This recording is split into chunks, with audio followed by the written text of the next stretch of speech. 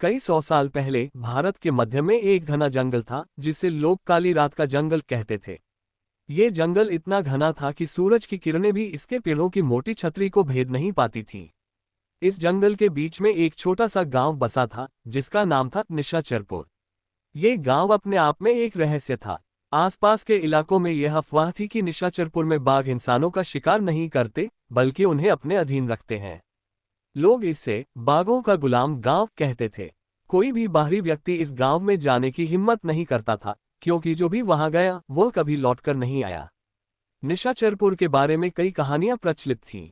कुछ लोग कहते थे कि गांव में एक प्राचीन बाघ देवता का मंदिर है जो बाघों को इंसानों पर शासन करने की शक्ति देता है। कुछ का मानना था कि गांव के लोग जादू टोने में पारंगत हैं और बाघों के साथ एक गुप्त समझौता कर चुके हैं।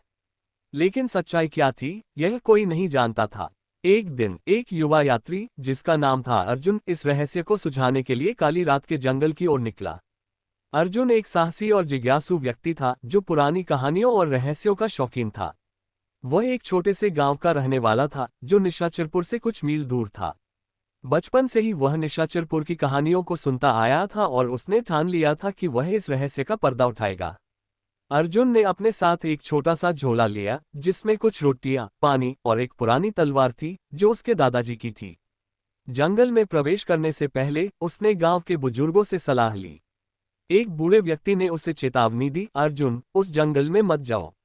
वहां बाघ इंसानों को नहीं मारते लेकिन उनकी आत्मा को अपने वश में कर लेते हैं। जो वहां जाता है वह इंसान नहीं रहता। लेकिन अर्जुन की जिज्ञासा ने उसकी डर को दबा दिया। जंगल में प्रवेश करते ही अर्जुन को एक अजीब सी सनसनाहट महसूस हुई। हवा में एक रहस्यमयी सुगंध थी और पेड़ों की पत्तियां फुसफुसा रही थीं। जंगल इतना घना था कि दिन में भी अंधेरा सा लगता था। कई घंटों तक चलने के बाद अर्जुन को एक पुराना रास्ता दिखा जो निशाचरपुर की ओर जाता था। रास्ते पर बाघों के पंजों के निशान स्पष्ट दिखाई दे रहे थे। अर्जुन का दिल तेजी से धड़कने लगा लेकिन उसने हिम्मत नहीं हारी। रात होने से पहले अर्जुन निशाचरपुर पहुंच गया। गांव देखकर वह हैरान रह गया। यह कोई साधारण गांव नहीं था। घर लकड़ी और पत्तों से बने थे लेकिन हर घर के बाहर एक बाघ की मूर्ति थी जिसके माथे पर लाल टीका लगा था। गांव में लोग चुपचाप अपने काम कर रहे थे लेकिन उनकी आंखों में एक अजीब सी खामोशी थी। कोई भी जोर से नहीं बोल रहा था और न ही कोई हंस रहा था। ऐसा लग रहा था जैसे गांव पर कोई भारी साया पड़ा हो। अर्जुन ने एक बूढ़ी औरत से बात करने की कोशिश की जो अपने झोपड़े के बाहर बैठकर कुछ जड़ी बूटियां पीस रही थी। उसने पूछा, माई, ये गांव इतना शांत क्यों है? क्या ये सच है कि यहाँ बाघ इंसानों को गुलाम बनाते हैं? बूढ़ी औरत ने उसकी ओर देखा और उसकी आंखों में डर का एक भाव भरा। उसने धीरे से कहा, बेटा, यहाँ सवाल पूछने की आदत मत डाल। बाघ सुनते हैं। इससे पहले कि अर्जुन कुछ और पूछता, एक जोरदार दहाड़ जंगल से गूंजी और बूढ़ी औरत डर के मारे अपने झोपड़े में घुस गई। रात होने पर अर्जुन ने गांव के बीच में एक प्राचीन मंदिर देखा। मंदिर के बाहर दो विशाल बाघ बैठे थे जिनकी आंखें चमक रही थीं। अर्जुन ने हिम्मत जुटाकर मंदिर के अंदर प्रवेश किया। मंदिर के भीतर एक विशाल बाघ की मूर्ति थी जिसके माथे पर एक चमकता हुआ मणि था। मूर्ति के सामने एक पुजारी बैठा था जो मंत्र पढ़ रहा था। अर्जुन ने पुजारी से पूछा, यह मंदिर किसका है और यह गांव बाघों के अधीन कैसे है? पुजारी ने एक गहरी सांस ली और कहा, यात्री, तुम यहाँ क्यों आए? ये गांव बाघ देवता कालभैरव का निवास है। सैकड़ों साल पहले इस गांव के लोग भूख और बीमारी से मर रहे थे। तब कालभैरव ने हमें बचाया लेकिन बदले में एक शर्त रखी। हम उनकी सेवा करेंगे और वे हमें अपने संरक्षण में रखेंगे। ये गुलामी नहीं बल्कि एक समझौता है। अर्जुन को ये बात समझ नहीं आई। उसने पूछा, लेकिन लोग डरे हुए क्यों हैं? और बाघ इंसानों को कैसे नियंत्रित करते हैं? पुजारी ने कहा, कालभैरव की शक्ति उस मणि में है। यह मणि बाघों और इंसानों के बीच एक जादुई बंधन बनाती है।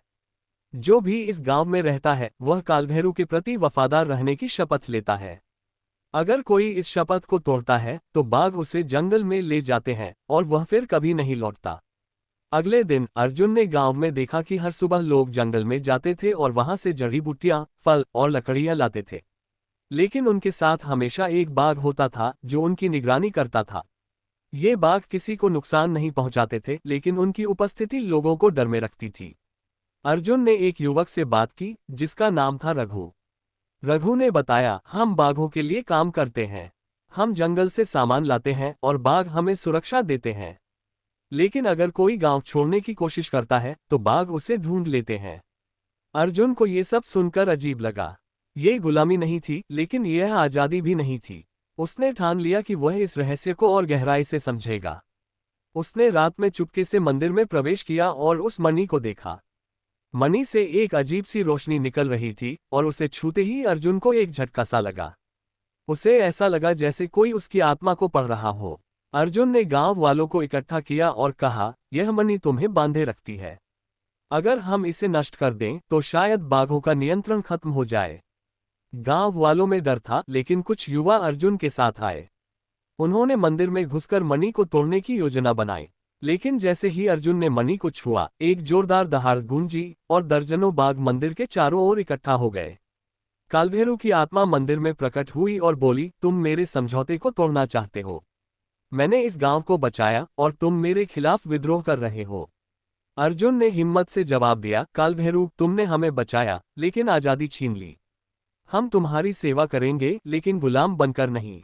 कालभैरव की आत्मा ने अर्जुन की हिम्मत को परखा और कहा, अगर तुम मेरे सबसे शक्तिशाली बाघ को हराने में सक्षम हो तो मैं तुम्हें और इस गांव को मुक्त कर दूंगा। अर्जुन ने चुनौती स्वीकार की। जंगल में एक विशाल बाघ प्रकट हुआ जिसकी आंखें आग की तरह जल रही थीं। अर्जुन ने अपनी तलवार निकाली, लेकिन उसने लड़ने के बजाय बाघ से बात की। उसने कहा, मैं तुम्हें मारना नहीं चाहता। हम साथ रह सकते हैं, बिना डर और गुलामी के। अर्जुन की विनम्रता और साहस ने बाघ को प्रभावित किया। बाघ ने उसे नहीं मारा और मंदिर की ओर वापस चला गया। कालभैरव ने कहा, तुमने मेरे बाघ का दिल जीत लिया। तुमने साबित कर दिया कि इंसान और बाघ सह अस्तित्व में रह सकते हैं। इसके बाद मणि की रोशनी धीमी पड़ गई और गांव वालों ने महसूस किया कि उनके मन से डर गायब हो गया। कालभैरव ने गांव वालों को मुक्त कर दिया, लेकिन एक नया समझौता किया। बाघ और इंसान अब एक दूसरे के साथ सम्मान और सहयोग से रहेंगे। गांव वाले जंगल की रक्षा करेंगे और बाघ उनकी सुरक्षा करेंगे। निशाचरपुर अब शांतिपुर बन गया, जहां बाघ और इंसान एक दूसरे के दोस्त बन गए। अर्जुन ने गांव वालों को जंगल के साथ सामंजस्य बिठाने की कला सिखाई।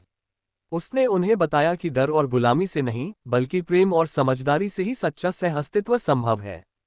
गांव की कहानी दूर दूर तक फैली और लोग इसे बाघों का गांव कहने लगे, लेकिन अब ये नाम डर का नहीं, बल्कि सम्मान और एकता का प्रतीक था। नैतिक शिक्षा। ये कहानी हमें सिखाती है कि डर और नियंत्रण से नहीं, बल्कि समझदारी, सहयोग और सम्मान से ही इंसान और प्रकृति के बीच संतुलन बनाया जा सकता है। बाघ, जो ताकत का प्रतीक है, और इंसान, जो बुद्धि का प्रतीक है, एक दूसरे के पूरक हो सकते हैं।